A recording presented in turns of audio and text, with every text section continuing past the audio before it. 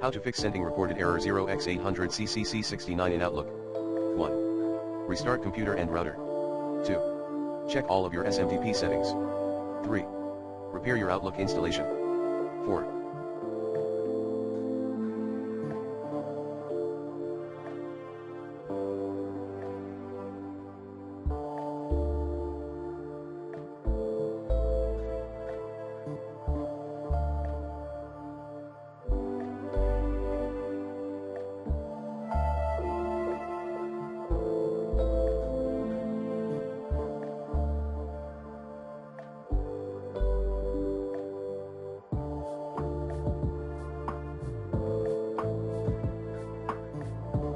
Uninstall then reinstall Outlook on computer.